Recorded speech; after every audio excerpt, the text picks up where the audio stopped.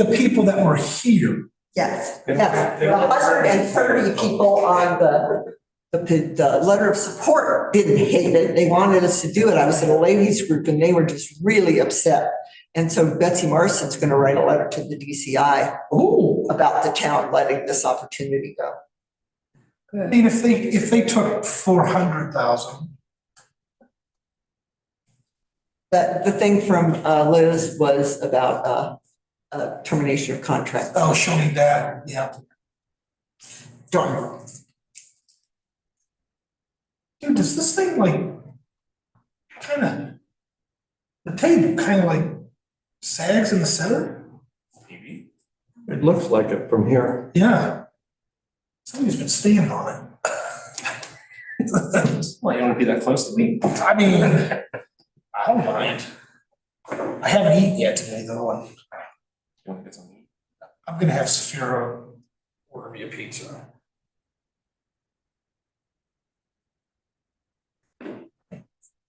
Hello. Oh,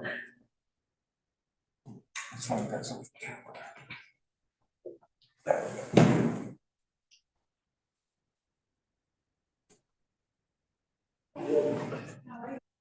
good.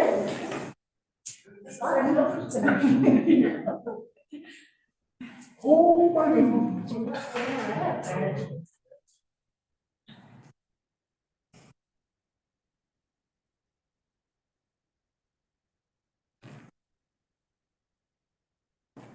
Maybe that's what I'm working on. I won't look at me and be like, tomorrow. Business. Other thing, business. Looking forward to your retirement. Yes. Oh, after last night, it's good. No, you can't. You and Sam could chain to your desks forever. Yeah, you know, it's funny, I just logged into my social security page, you know. Oh, see yeah. when you can retire. They keep moving the goalposts. Oh, so now what? Yeah, they do. So early it was like 72. Yeah. Early is 72? Really? Oh my Wow. For God, me. that's terrifying. Yeah, they do it based on age and it's goofy. Wow. God, I'm glad I'm old. Me too, for many reasons. Okay. Okay. Right, if it doesn't work, just say ribbon, next slide. Okay, next slide. Jess is coming with handouts in case any members of the public come. Hey, we got our termination agreement for Browns Hill. Good. Yeah. Dang, that took forever. Well, the guy got fired, the chief operating officer had to take over. He said, I'm sorry. I neglected." Okay, maybe that's the reason.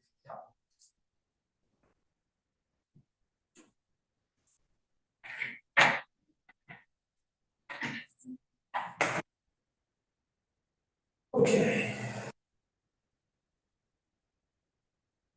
You're gonna go alternative, or you're still gonna keep your hand in? Oh, well. Yeah, that's what I figured. She can't go cold turkey. I need a grant rise. Yes, I will go the grant writer. That'll be good. Yeah. Of course. Hey, Hey, Bill. Dave's still out of town, right? Yeah, Daisy, so we're waiting for Suzanne. Suzanne? If she doesn't show up, we don't have a quorum. No, wait, it's 3 because there are 5 members and we just need a majority, so we do have a quorum. Okay, we're okay. She usually comes. Yeah, she usually comes. She may be a little late, but she usually comes.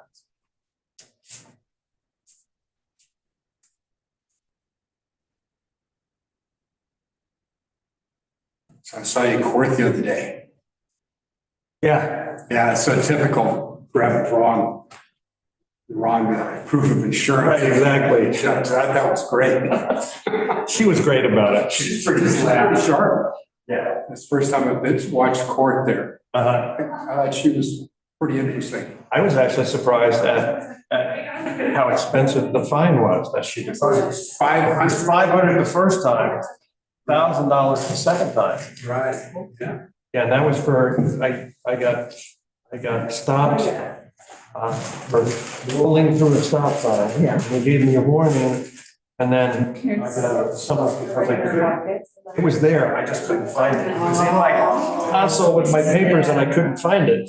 Right, so I got I have my, show my insurance, and, I had it, but I just wasn't able to show them the proof. Yes, but I'm. So I had to show up and go to, so I guess it's $500 if you don't have insurance. Oh, okay. That's, Right, if you could show you had it. I'm sure you had it. It was submitted to the meeting. Oh, so you all can see this. Right, exactly. This is the public worksheet. Oh, so you yeah. can see it. Are any members of the public? See the worksheet? I got the little thing on the desk there. Yeah, this one here. Oh, there's one of those. That's all. If you, and here are the other ones. Do you, Yeah. Mayor? Yes. Do you remember what the Red Pen project was? Yes, that was when the last time, a couple times ago, when they were trying to do the comprehensive plan. The idea was you do the entire plan and then you send it out to the public and they take red pens and they mark it up. That's the red pen, So all What of was the subject? the comprehensive plan. This was back in 20. so the boxes of red pens that I have, I can donate them to the school. You can donate the box of red pens. We don't They use red spell it pens. right. The question is, they're so old. they're not- 3 boxes. They're 3 boxes. not right. Yeah. No, they work today. Okay, hey. Well, unless Use those of course you were Dan Weird. We don't use red pens here. Sorry, I couldn't help that.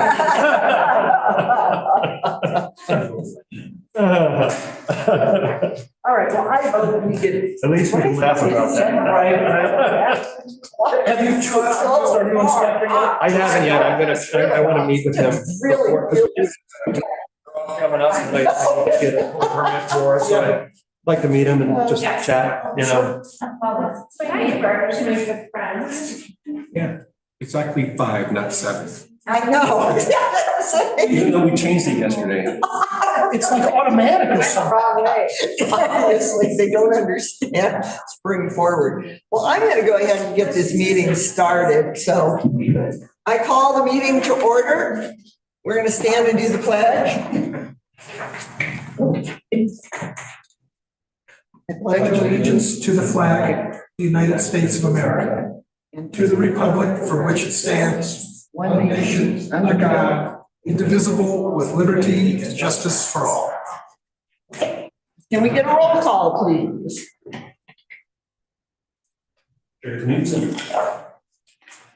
Vice Chair Bachman. Here. Secretary Howe. Here. Commissioner Bissett. Here. Commissioner Wash. Okay, we have a quorum and we can continue. Next up on the agenda is the approval of the agenda. Can I get a motion to do that? I make a motion to approve the agenda.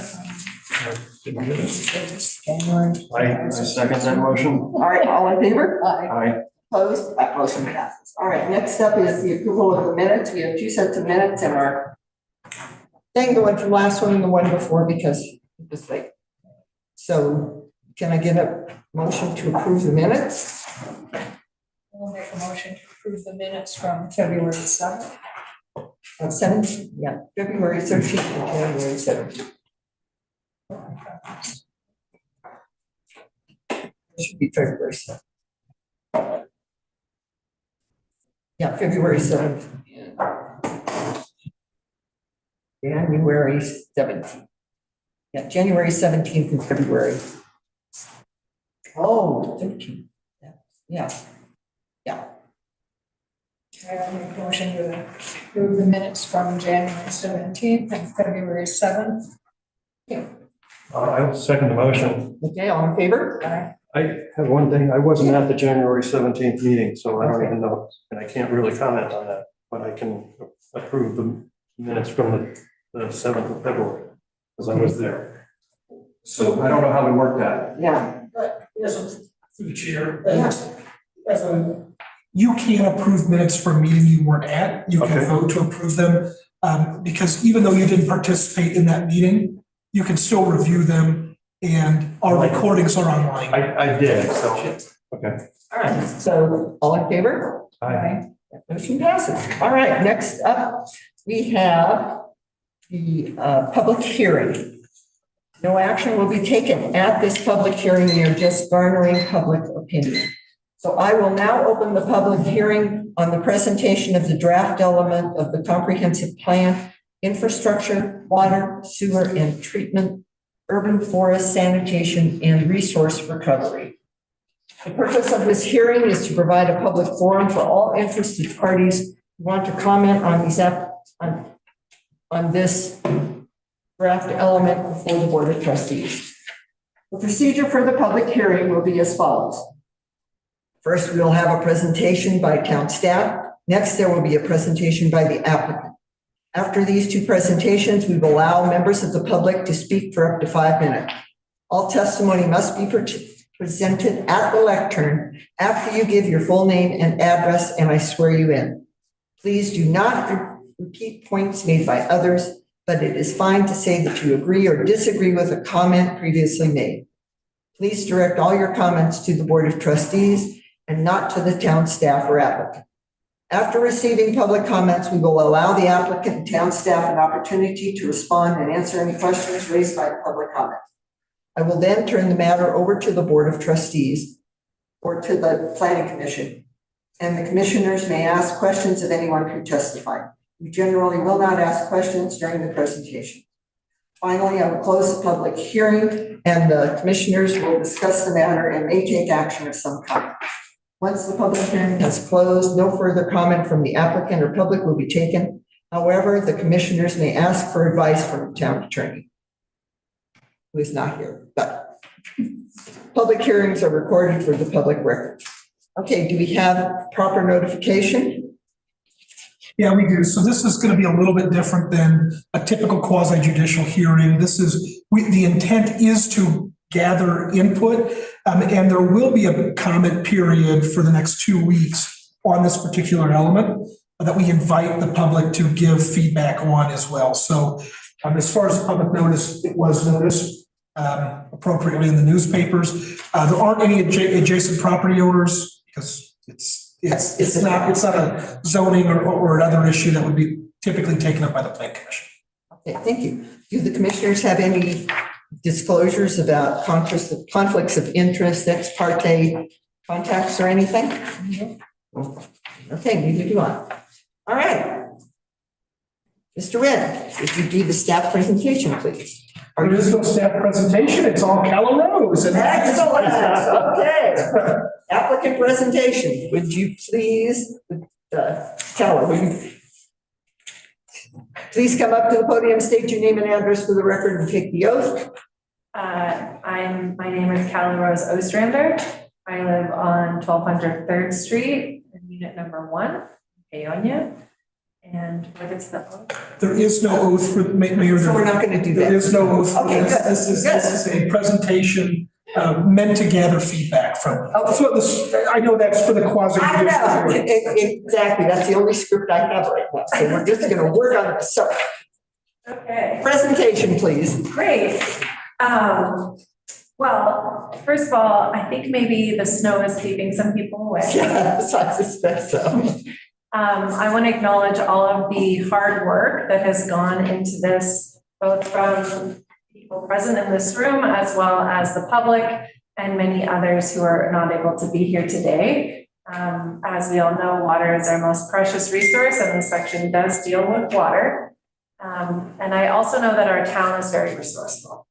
So I fully believe that we can face and continue to tackle the challenges ahead of us when it comes to our infrastructure and in most particular to our water.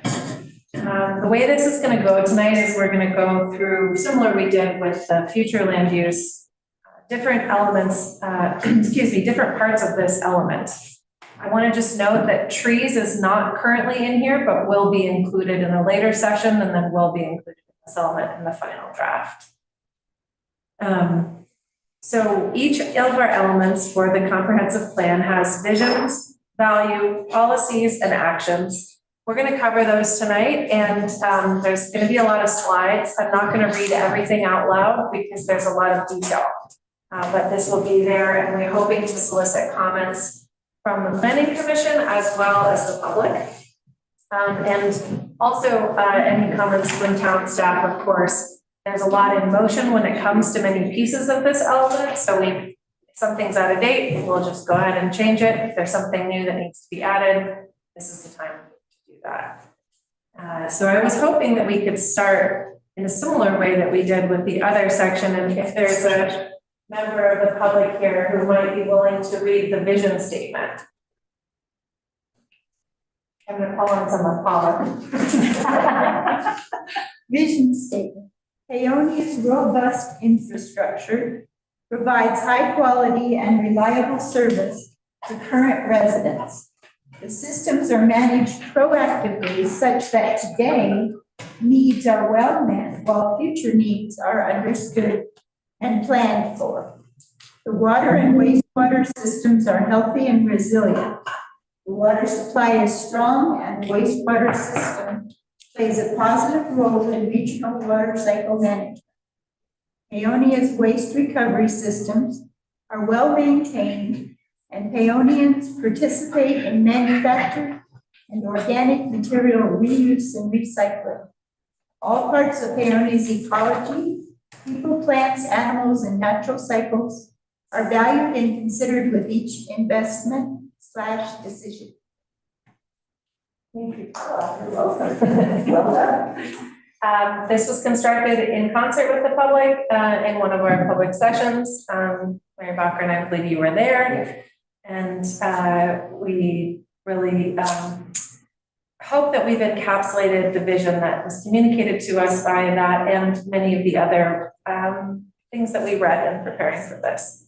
So we're going to move on next to values. Here's our values, and I'm going to call on somebody else in the audience. Anybody? What are your values? I'll read. Oh, you'll read? Okay, Today.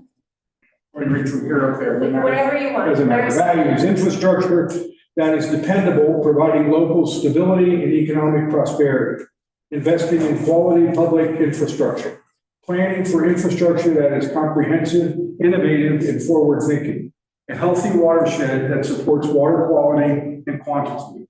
Resource recovery, recycling, and ensuring the highest and best use of materials to the end of their useful life. Great, thank you so much. So again, if something doesn't seem right, if you want to add something, please take your notes and just jot it down. We've got, these are worksheets, so if you want to take notes on them while we go through, there's some right there. You can just add your edits right in and then either leave them with us at the end of the meeting or leave them at the front desk at town hall the next 2 weeks. Okay, you can see on your handout, there's a definition of policies and a definition of actions. Policies are really meant to provide background guidance, if some decision or new piece of zoning or a new code comes before the planning commission or the town.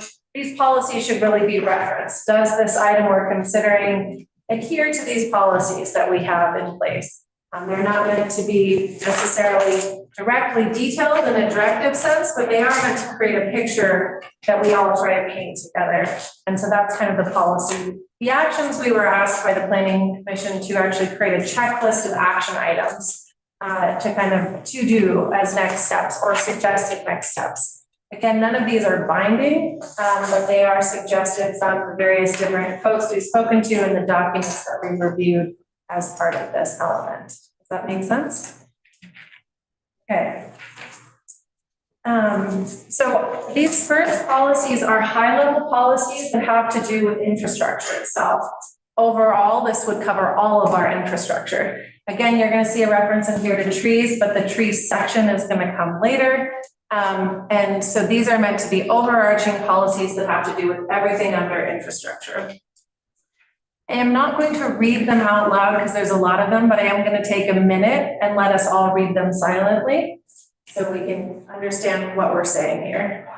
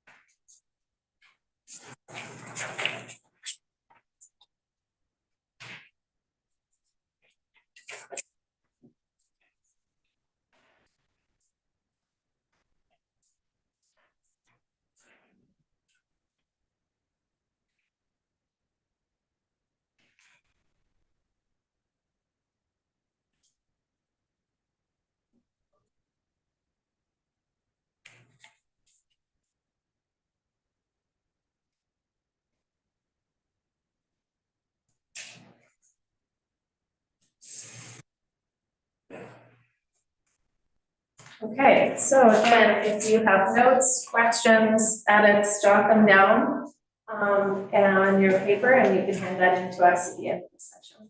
Or you can write it down, whatever you prefer. These are the policies we collected based on feedback, again, from the public and on existing documents that were reviewed for this section. I'm going to move on to overarching actions. Again, this is sort of meant to be a checklist for the town, both staff and trustees, to have something to sort of follow as next steps. What do we do next? And a place to keep them. We will be turning in a more usable Excel format spreadsheet for these actions. So hopefully you all can have a way to input new data into them as they go along, and or reference them back in the future, and it's not just stuck in a paper document. Again, these are all suggested actions. So if there's anything that's inappropriate and we're missing, we want to know about that. And again, keep in mind there's much more detailed suggested actions for the individual sections of water, sewer, and solid waste.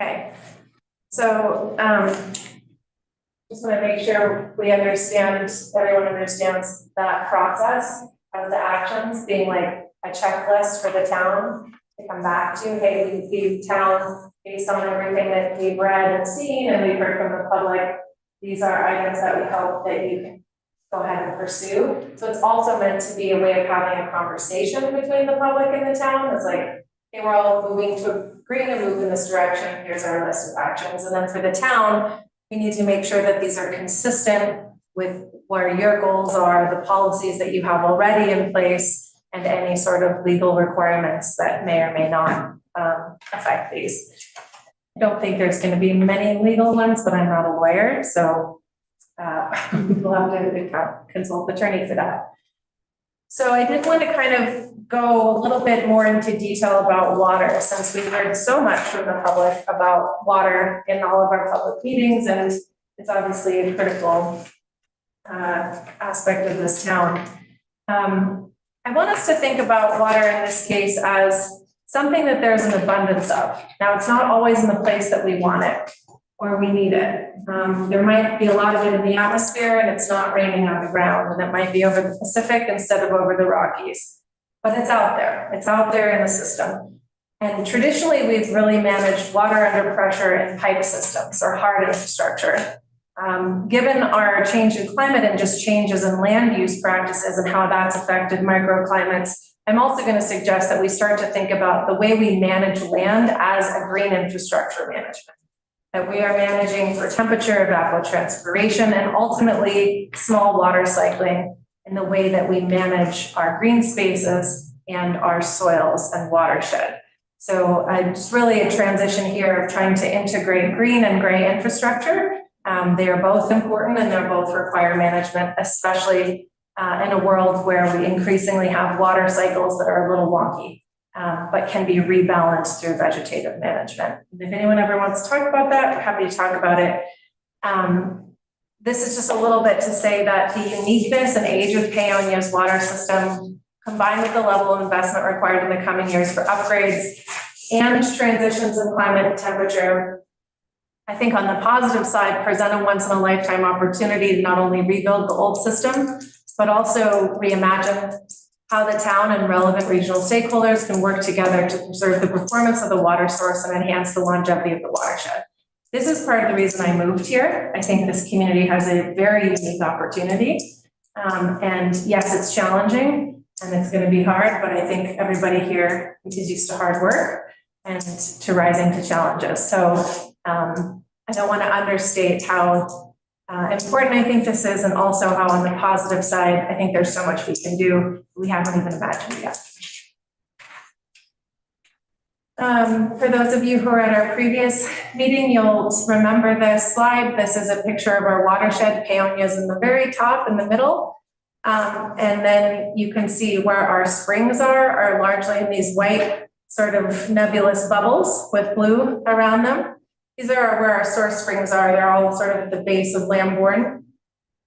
That green that you see in there is really just a vegetative cover that needs to come out of this map.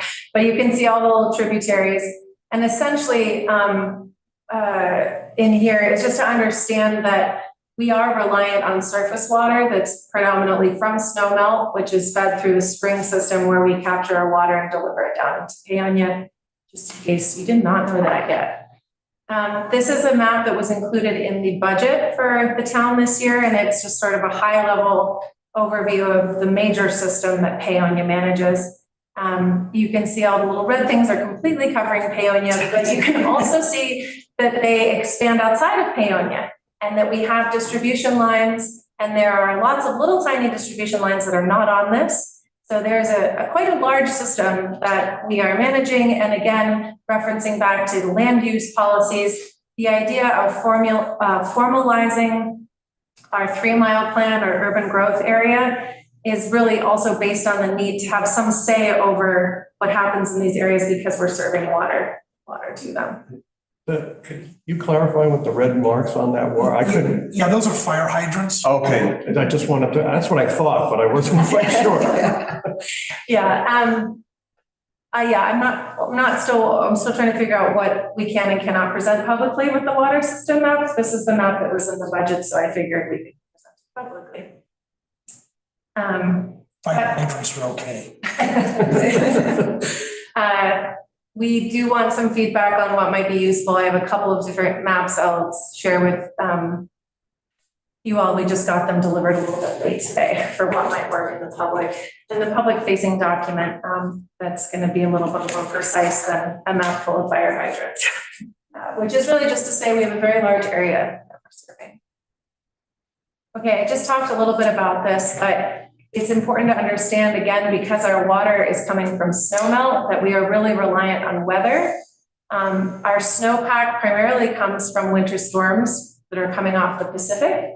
And then in the summer, we have the monsoons, which generally come in from the South Pacific and the Gulf of Mexico. We do get some winter storms from the Atlantic and from the Northeast that come on through. Just the dominant weather pattern tends to be from snow generated off the Pacific in the winter. Summer rain showers, which used to be more frequently part of this region, it was when I was growing up, and I've heard a lot from people who used to live here, that there were a lot more summer rain showers, come from what's called the small water cycle. So this is just water that's in the system recycling itself. It's not coming from any of the oceans. It's just turning over through soil and plant matter and respiration and then coming back down as rain. And largely what we've lost in the past couple decades is that small water cycle or regular small water cycle due to desertification and aridification and changes in the way we've used our land or depleted soil resources. The good news about that is that it's definitely something that can be brought back through watershed management and through other green infrastructure strategies. Just a little bit about this. I'm not gonna, this is not a crusade about climate change, but climate change is real and it's a real thing we need to consider in this town, given the changes in seasonality and our total reliance on snowpack. One of the recommendations in here is actually that the town do look at groundwater resources and potentially exploring those for the future, as well as what we can try to do to stabilize our small water cycles within the watershed. Without climate change or not, the increasing temperatures that we're experiencing have really changed both the amount of precipitation that's coming as snow, as well as the amount of soil moisture drought, or how dry the soil is, which means we get less water from snowpack getting to rivers because the soil is soaking up a lot more of it before it gets there. It's just a little bit of background and context. Again, you can read more about this in the full element if you want, but it's something that we looked at in informing how to think about this for the next 20 years. Okay, actions. Again, take out your pens and pencils. These are actions related directly to the water system, and there are 5 slides for this one. So I'm going to give everybody about 45 seconds per slide to read them and then move on through. Again, this is not your only time to comment on this. I just want to make sure we all have time to read it.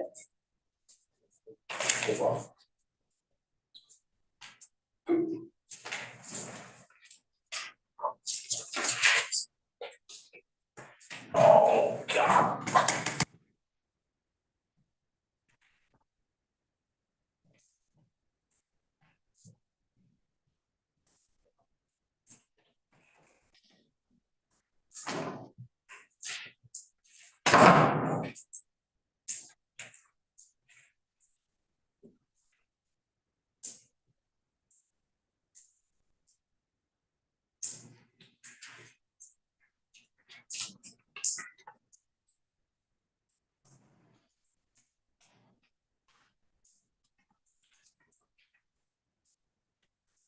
And if you see something missing, please do write it down so we can accept it and incorporate it into any edits. We need pen.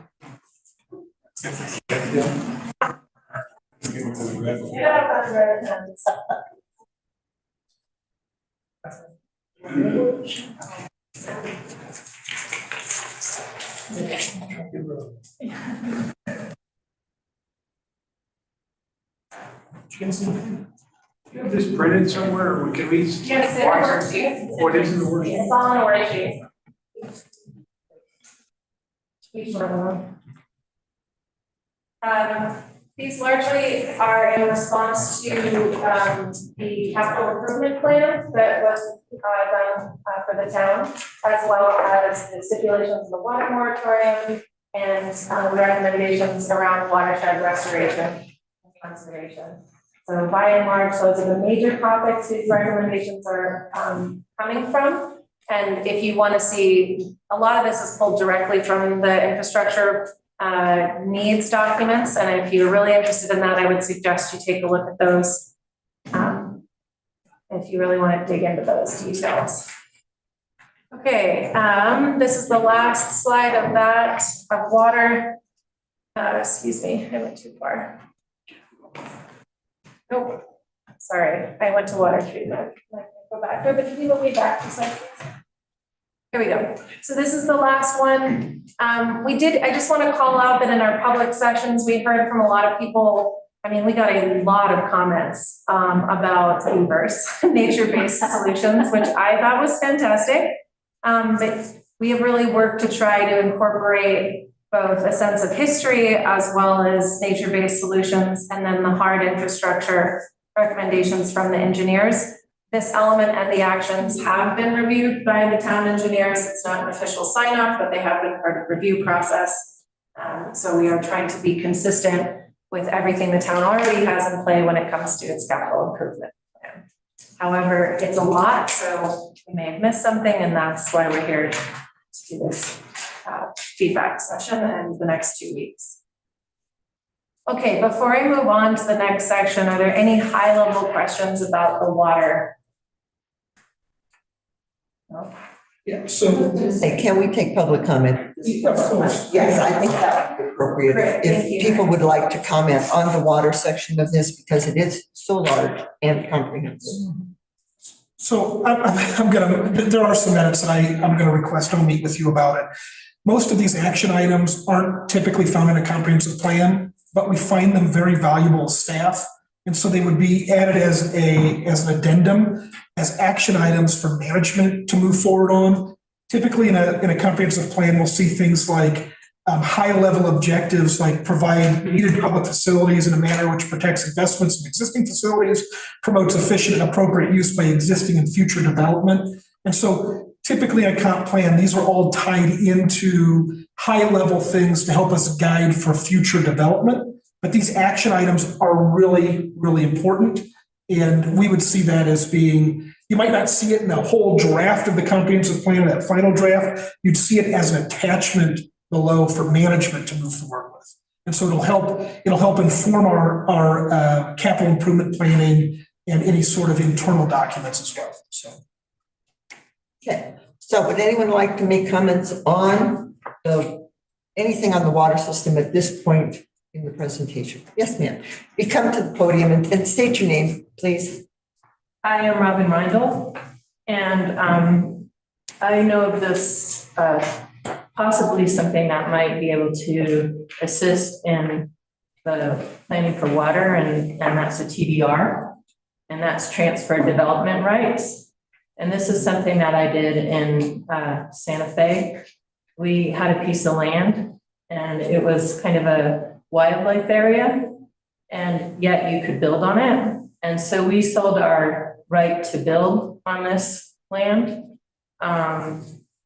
in order for the Santa Fe County to kind of condense their infrastructure. So someone, a builder, could purchase this TDR and make the town more dense by using this TDR. So we sold our building right to someone in Santa Fe who was putting in development, and they wanted to have more development in this place. So we took our wildlife area and put the development into that place. And I don't know if it could happen with water rights, but the rights would be transferred, the building rights were transferred over. So I do know that there's 200, and I'm not sure if this would even apply, but I think it's kind of an idea for creative development, like thinking of ideas that could actually assist with the problem of water and that Peonia is dealing with. And I know that there's a big piece of land, I think, with 200 water rights on it, that you always, when you're planning for water, always have to preserve those 200 lots with water, even though there's no intention to build on it. Well, I mean, I was thinking possibly maybe that could be moved with the TDR to a place where there's already infrastructure in the town, where it could be more dense, the population, instead of building on that space that's probably used by wildlife and so forth. So I just wanted to mention that and kind of put it on the record that there is such a thing that's happening in other places that took some creative thinking. And maybe we won't use that exactly, but we could use that as an example of creative thinking in the future. Thank you. Okay, anyone else?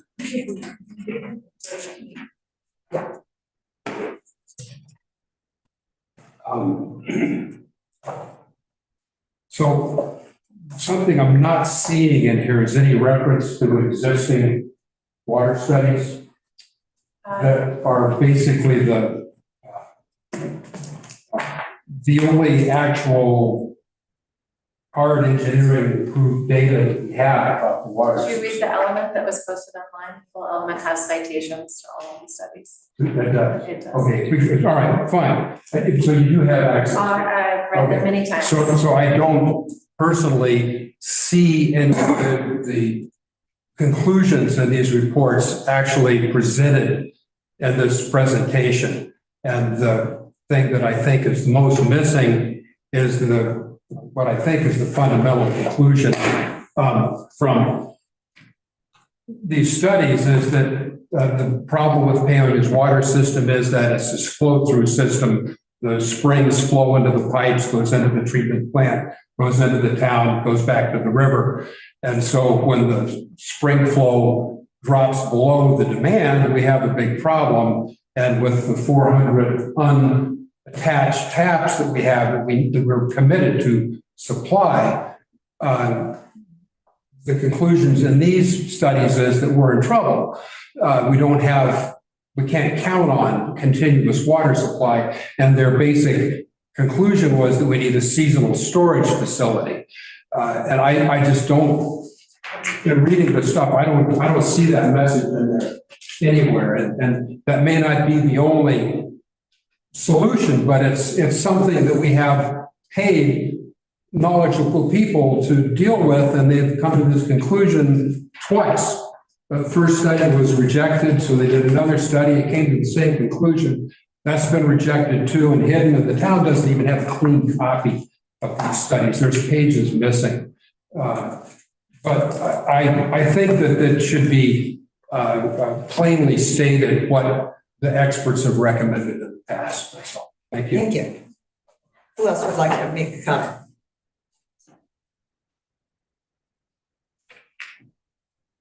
Okay, seeing none. Colorado, you're up again. Sure, and I'll just respond real quick. I would encourage you to read the full element, which is posted online.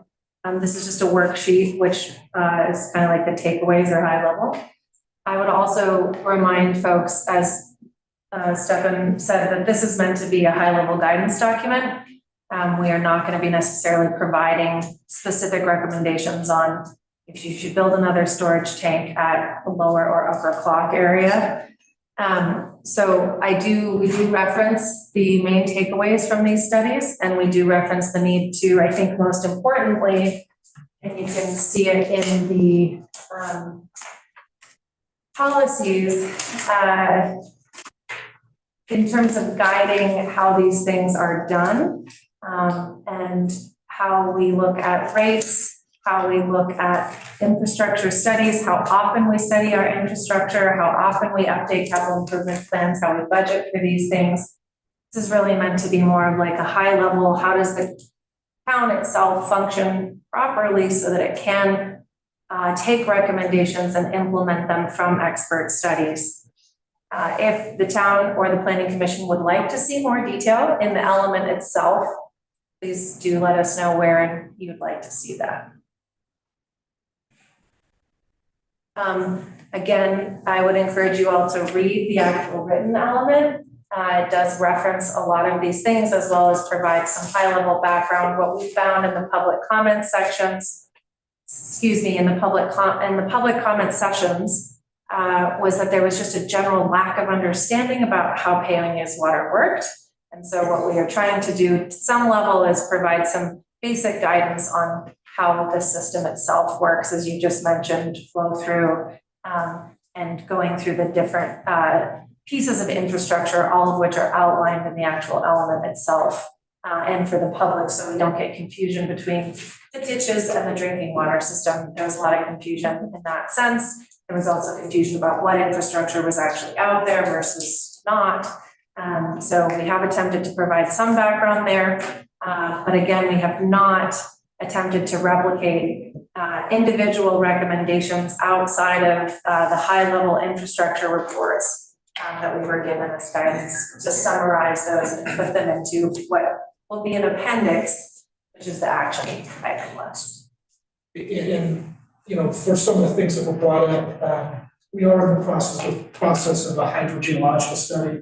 Have to wait till the spring so that our consultant can get up into our watershed to actually look at not just what's on the surface, but also subsurface for water flows. And that's a more appropriate document, because there will be recommendations that come out of that for like infrastructure improvements or ways to improve our collection system for our water utility. Yeah, and I think, we talk about in here the need to have at least 4 years of study for spring flow, as well as the completion of all phases of the hydrogeological study to understand both how much water you're getting and when it's coming or not, and how those systems are working. So those recommendations are in here. We also have recommendations about this number 1, create an internal incentive structure to encourage professional licensing, ongoing professional development, and performance for excellence for all public works staff. And really trying to build in, again, those high-level guidance systems of how the Paonia town wants to see its infrastructure managed going forward. And again, this is coming both from the internal documents we were provided, as well as public comments on how to look forward, and all of the things that will help us be able to take action as we look forward. I'm going to go and just cover briefly the water treatment actions. These are pulled pretty much directly from your capital improvement plan and the suggested infrastructure, the infrastructure assessment, infrastructure needs assessment, both of which you all have access to. And again, we took a recommendation of the Planning Commission from early in our contract with you all to try to summarize these high-level actions and put them in a place that'd be easy to follow. Here's these ones. I think the big one in this section, and I'm glad to see the town has already started doing this, is combining the rate studies for both source water and wastewater treatment, and looking at the needs for rate increases to support these types of infrastructure improvements that we're going to need. And then, of course, the issue of how much water is in the system, how many taps are already approved, and where and how we can balance out development of new taps or not, and also how development plays a role in financing the overall town budget, which we need for the grants, which you need to get for the infrastructure. So I know that folks in here understand it's complicated and there's a lot of moving pieces. We have, again, tried to just outline and summarize what we've both heard from the public and read in documents, and understand that there will it's a delicate balance of how to make all of this work, and it's going to require innovation and trust to move forward.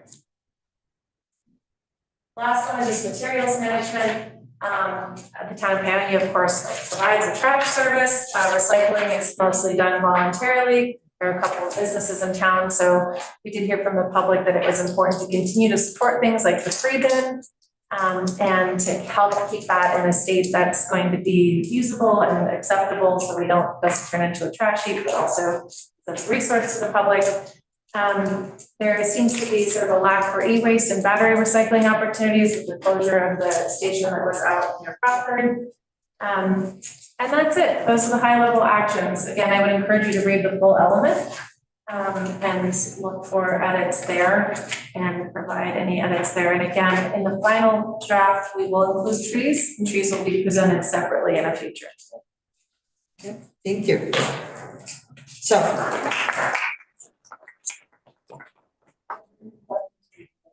Now let's take public comment on the wastewater and sanitation portions of this. I'd like to speak. Okay. Bill? I don't know if it's specifically about the wastewater, but it's on the last set of slides. Eyes popped out with the phrase, present a timeline for lifting or providing exceptions to the moratorium. And I think this is one of the biggest mistakes that's possibly being made in the current round of thinking about this moratorium, is the idea that it's going to evaporate in a couple of years. It's like these studies that have been done are a pretty good picture of what's out there. And the idea that a bunch of new water is going to appear because we do another study is, I don't understand the basis for an assumption like that. And I think that it's not necessary to complete another 3 years of study to start dealing with the fact that we may not have a bunch more water that's going to allow an evaporation of the moratorium on anybody's schedule. And we should be taking a hard look at that and deciding what are we going to do if in fact, and when this next study is done and it proves it again, if it proves it again, that we don't have a bunch of new water, how are we going to share what we got? Or are we going to share what we got? And I think these are questions that can and should be addressed today. And I think a report like this that lays that out in plain language would be a real benefit. Thank you. Thank you. Anyone else? Okay. So I'm going to close the public portion of this, public comment portion of this. Questions for the applicants from the planning?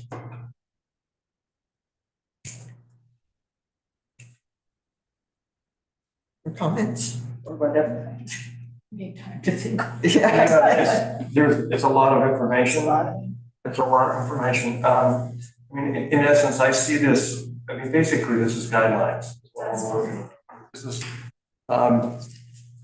from which the town board will make decisions as to how to move forward into the future. That's what this is all about. And it should include all the stuff that Bill's mentioning in terms of, you know, what are those studies out there? I was reading through the one piece of information that I got that had to do with an explanation of the water. And it basically, according to the information that I read, that from a water perspective, we use in the town of Paonia actually about 4.5% of the water rights that the town has, conceivably. All right, I'm a math guy, so I just do the math. So there's like I think it's 2.3 billion gallons of water, and we use 1.4 million, something like that. So that's in one of the handouts, and you are correct. It's you have just over 2.3 billion gallons of annual diversion rights on paper, and our average annual usage is 9.5 million. Right, and when you, so the math on that the usage that we have, I'm just making a comment. I'm not trying to decide what's going on, but what I at least want to put into perspective is some balance between the why of that, which Bill is asking, the why and the usage of things. How does that all fit into this, you know, in terms of planning and what is that?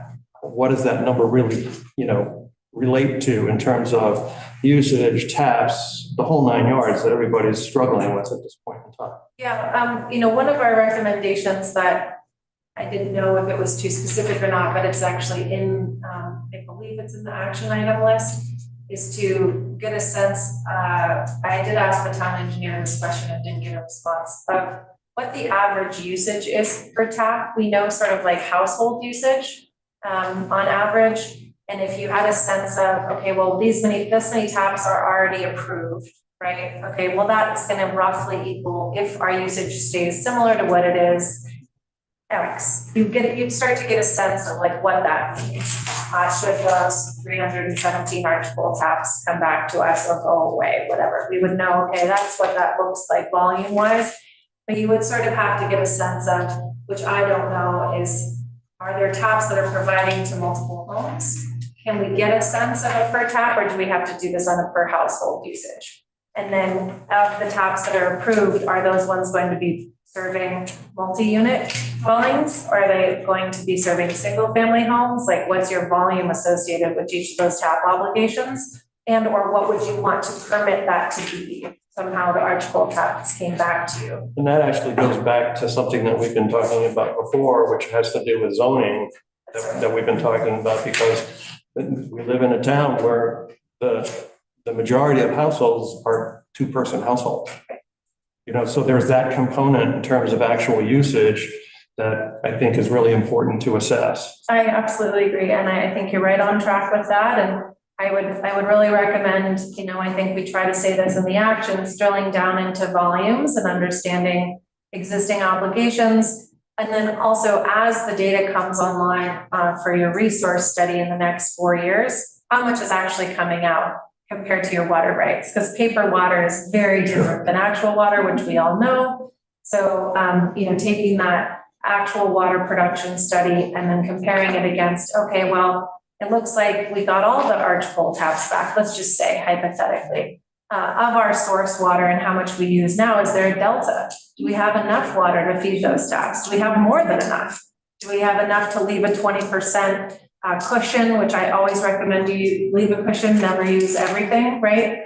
And then, okay, maybe that means we can approve 10 more taps without lifting the water moratorium. Because I agree that given the uncertainty and variability and the timeline you're dealing with, I don't see how you could really do that in right now. But I think you can look at how much water is in the system and how much water those taps might conceivably use, and then what your delta is, what you're playing with. The other thing I will just say, which is not in a written statement anywhere, but I had a very hard time getting a firm commitment from any of the experts or engineers I talked to about there being long-term source snow water viability for this area.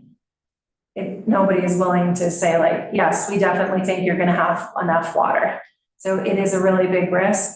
I'm not someone who's like, let's just go dig for groundwater and suck up our aquifer and then get stuck in the same position. We do have a recommended action item to, in the future, consider groundwater resources. We also have a recommendation to restore our watershed. So maybe we can attract more water and lose less water from a green infrastructure perspective. There's definitely a lot of conversation around this topic that did not make it into the comprehensive plan itself, but I'm trying to understand from the Planning Commission and from the town staff is, did we get what we need in there? And if we need some more language like Stefan mentioned, let's make sure we get it in there so that we can step up on the right foot going forward to have the conversations that Bill is talking about. Anything else from the commissioners? I just have a comment about the hydrology studies that are going to be conducted. I think that's going to be very helpful in the future, especially like what do we capture from the springs in over 4 years? What is the groundwater depletion or increase? And I think, that'll give us a good indication of a direction going. Yeah, and all the things we're talking about, like storage, we might have one big wet year like last year, and then another 10 years of drought. Maybe next year is going to be wet again. We just don't know. The variability is very high. And I think that what we do know is that the extremes of drought are much bigger, and that you have higher sublimation rates, which is snow moving directly back into the atmosphere, and higher soil uptake due to soil moisture drought. So we're getting less in snowpack and less in the river. So we do have to plan around those extremes. And again, we did not get into a lot of those details here, but we do hope that the action items can help guide those questions, and that the policies are of an overarching framework to take a holistic view of this system and not just be like, let's repair and continue on with business as usual. Let's take this opportunity to repair and maybe not do business as usual. And I would like to also comment on, I really do like the idea of the policies that talk about working on the watershed and doing restoration in the watershed. And because if we can improve the watershed, then it's going to improve everything downstream from the watershed. And so I like that policy. And I think that's a high level one. More beavers. Everybody in this town loves beavers. And we have to some degree, in action item 14, because that requires working with the Forestry Service and BLM and all of that stuff, because this is not our land necessarily that we're getting this all from. So we have to work in cooperation with those organizations and agencies to make that possibility and become a reality. So. Yeah, and we did start compiling a list of grants that from the NRCS and the state and the forest folks that could be used by a joint group of stakeholders if you wanted to conduct a more comprehensive review on rehabilitation options for the watershed. And again, we hope that if the town were to invite that group together or an intergovernmental, however the best, most appropriate way to do that is, at that point in time, then those types of resources could be brought into play. All right.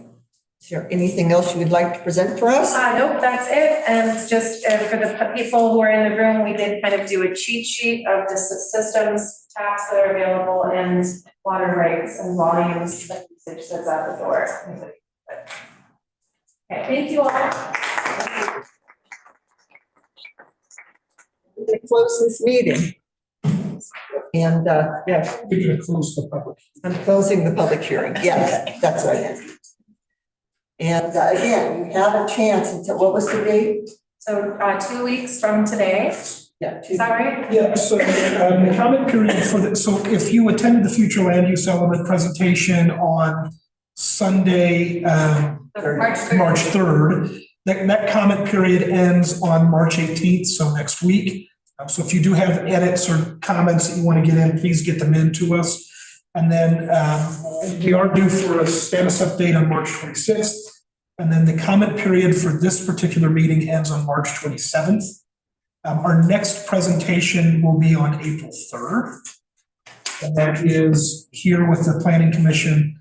That's for economic development, governance, and community participation. Thank you, everyone, for coming. Yeah, and I should say, all of this is available on the website. And so please comment. Please look at the different elements and please submit your comments because they have been taken into consideration in the formation of this document so far and will continue to be integrated. So thank you, everyone, for coming. Thank